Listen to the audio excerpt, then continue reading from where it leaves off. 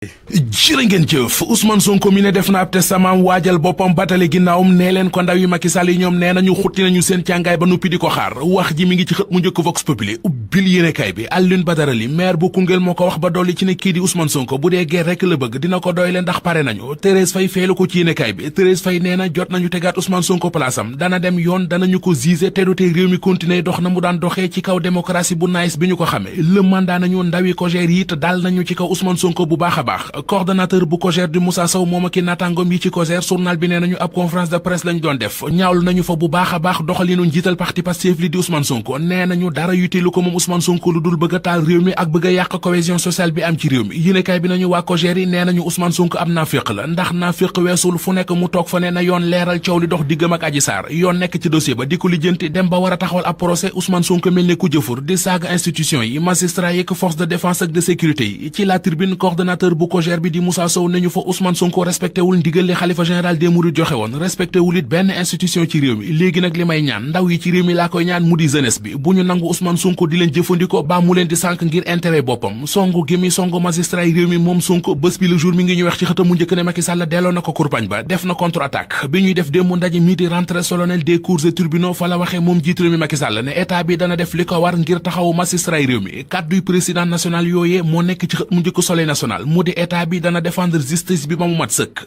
journal L'As bind ci xëtam mu njëkk ne Macky sol na robu awakaam ngir tubayul justice bi justice boobee journal Le Quotidien mi ngi ñuy xamal ne waxtaan nañu ko démb bu baax a baax ci ndaje mi ñu doon amal journal L'Info moom xëyee kàdduy dëgg ya fa maître Mamadou Seck yëkkati mooy bâtonnier ordre des avocats li mu doon wax yéenekaay bi nee nañu mën ko jëmee woon ci justice réew mi ak indépendance am réforme yi ñuy wax ci cour des comptes ngir liggéeyam gën a gaaw te gën a leer source wa xëy na dañu leeralal ne Macky Sall àndul ca réforme ya moom Macky Sall moo xëy amee xët mu njëkk L'Observateur yéenekaay bi dañu wax pexe yi mu teg ngir yëngal gaayam yi ci partem bii di APR nee na leen jox naa leen ay responsabilité wàccoo naa ak yéen bu ngeen bëggee nag nguur gi di wéy di des ci suñuy loxo da ngeen di wàcc ci terrain bi xeex ko ab xeex journal Tribune gis na ne mënut a ñàkk ci diggante Ousmane Sonko ak waa Benno Bokk Yaakaar ndax ku ci nekk ci ñoom yaa ngi napp ak di xupp sa morom kan mooy fexeel Thierno Ndomba ab laaj la bu sampee ci xët mu njëkk Enquête dina moom l'homme des affaires bii di Thierno Ndomba doo nit ku jege loolu président Macky Sall magazine bii di Africa Intelligence dafa waxoon ne mooy courtier bi gën a mag ci réew mi ci njëndum gànnaay équipement militaire te jàpp nañu ne jege gu mu jege ñi ci kaw moo ko may lool